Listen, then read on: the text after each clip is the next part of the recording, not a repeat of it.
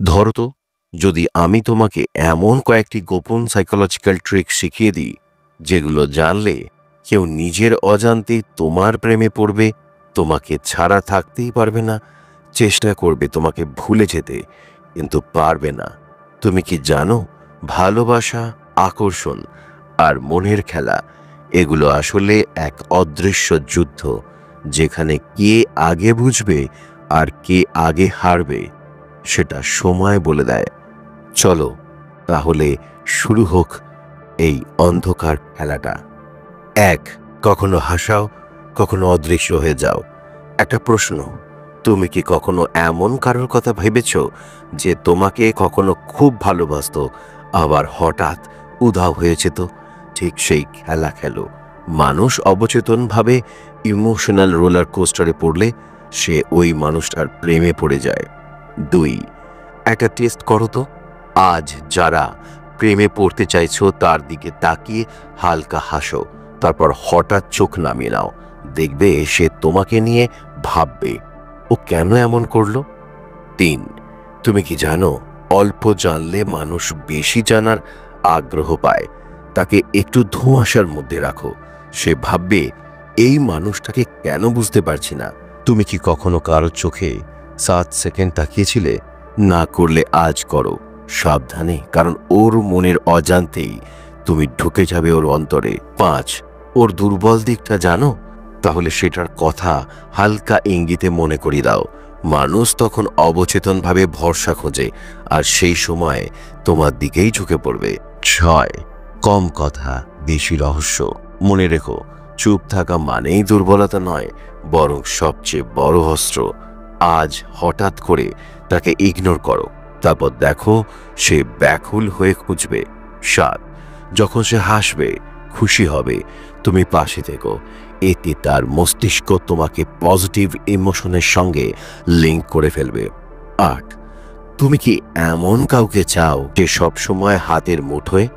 না, তাহলে তুমি কেন হবে মাঝে মাঝে অদৃশ্য হয়ে যাও।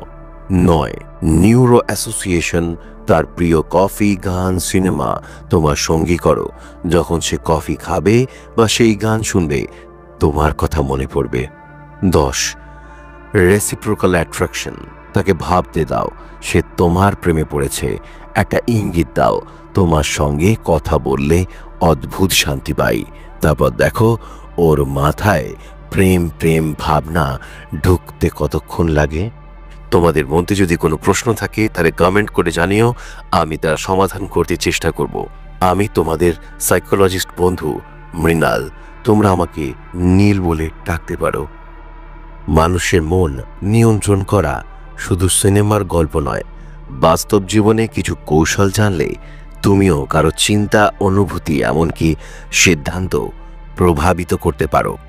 আজ আমরা জানব 30টি ডার্ক সাইকোলজিক্যাল কৌশল যা ব্যবহার করে তুমি কাউকে নিজের প্রতি আকৃষ্ট করতে পারো, এমনকি সে নিজেও বুঝতেই পারবে না। আজ আমরা জানব 23টি ডার্ক সাইকোলজি কৌশল যা ব্যবহার করে তুমি কাউকে নিজের প্রতি আকৃষ্ট করতে পারো, এমনকি সে নিজেও বুঝতে পারবে না কেন তোমার প্রতি এতটা টান অনুভব করছে। 1, মিররিং, তার আচরণ, কথা বলার ধরন, এমনকি শরীরের ভাষাও অনুকরণ করো, এতে সে তোমার সঙ্গে আত্মিক সংযোগ অনুভব করবে। 2, ন্যাগিং, হালকা সমালোচনা বা মজার ছলে কিছু বলো যাতে সে নিজেকে প্রমাণ করতে চায় এবং তোমার মনোসংযোগ আকর্ষণ করতে চায়। 3, গ্যাস লাইটিং, তাকে এমনভাবে প্রশ্ন করো বা সন্দেহ প্রকাশ করো যাতে সে নিজের উপলব্ধি নিয়ে দ্বিধায় পড়ে এবং তোমার উপর নির্ভরশীল হয়ে পড়ে। 4, লাভ বম্বিং, প্রথম দিকে অতিরিক্ত প্রশংসা এবং ভালোবাসা দেখাও যাতে সে তোমার প্রতি আসক্ত হয়ে পড়ে, পরে ধীরে ধীরে সেই মনোযোগ কমিয়ে দাও যাতে সে আবার সেই আগের ভালোবাসা ফিরে পেতে চায়। 5, সাইলেন্ট ট্রিটমেন্ট, হঠাৎ করে যোগাযোগ বন্ধ করে দাও যাতে সে চিন্তিত হয়ে পড়ে, তোমার সঙ্গে যোগাযোগ করার জন্য উদ্গ্রীব হয়ে ওঠে। 6, রিভার্স সাইকোলজি, তাকে কিছু করতে নিষেধ করো যাতে সে ঠিক উল্টোটা করতে চায়। 7, প্রজেকশন, নিজের অনুভূতি বা ইচ্ছা তার উপর আরোপ করো যাতে সে ভাবতে শুরু করে যে সেই এসব অনুভব করছে। 8. Foot in the door. ছোট অনুরোধ দিয়ে শুরু করো, পরে বড় অনুরোধ করো। প্রথম অনুরোধে রাজি হলে দ্বিতীয়টাতেও রাজি হওয়ার সম্ভাবনা বাড়ে। 9. ডোর ইন দ্য ফেস। প্রথমে বড় অনুরোধ করো যা সে প্রত্যাখ্যান করবে, পরে ছোট অনুরোধ করলে সে তা মেনে নেওয়ার সম্ভাবনাও বেশি।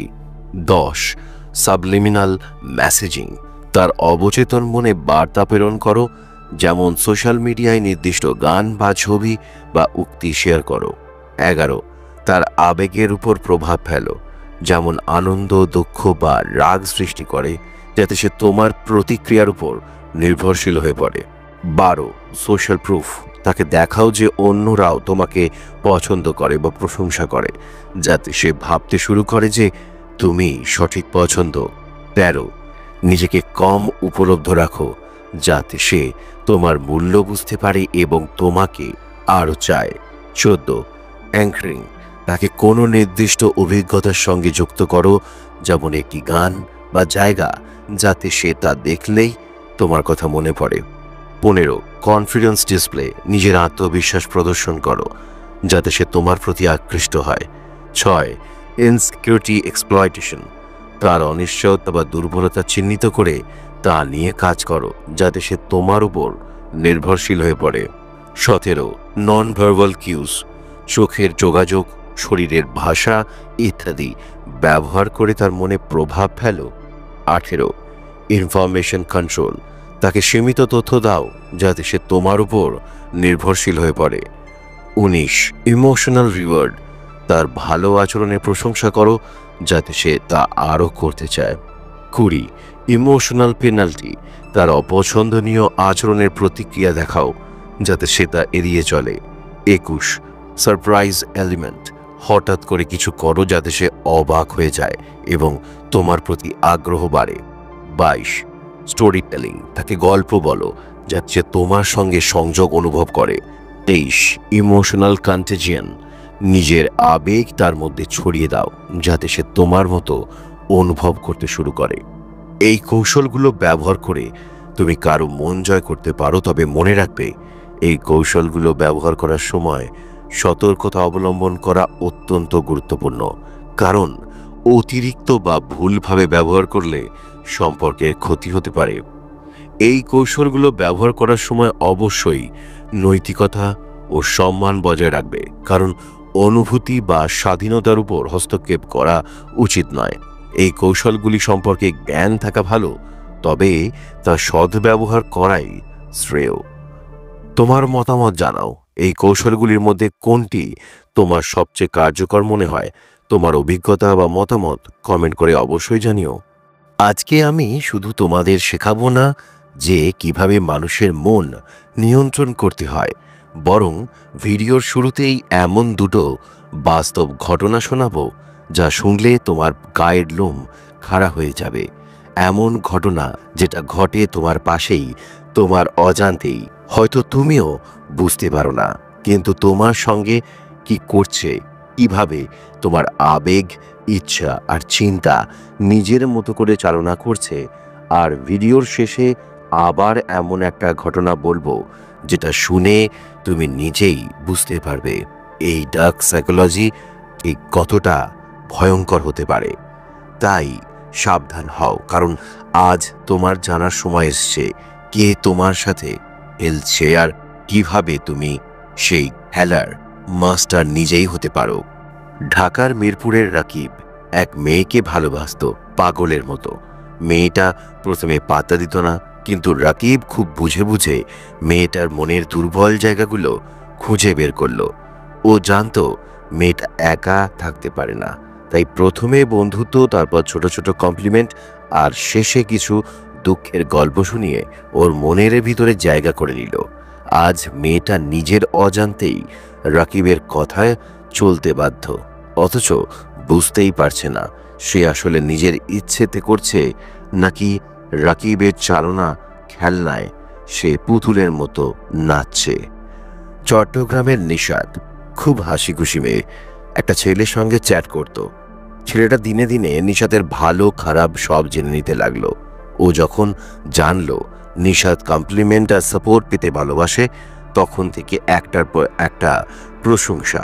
তুমি না অসাধারণ, তোমার হাসিটা একদম আলাদা, তুমি না থাকলে কারো কিছু চলবে না। এগুলো বলতেই নিশাদ সেই ছেলেকে ছাড়া থাকতেই পারছিল না। ছেলেটা ধীরে ধীরে ওর জীবনে সব ডিসিশন প্রভাব ফেলতে শুরু করলো। নিশাদ জানতেই পারল না ওর ইচ্ছেগুলো এখন আর নিজের নেই।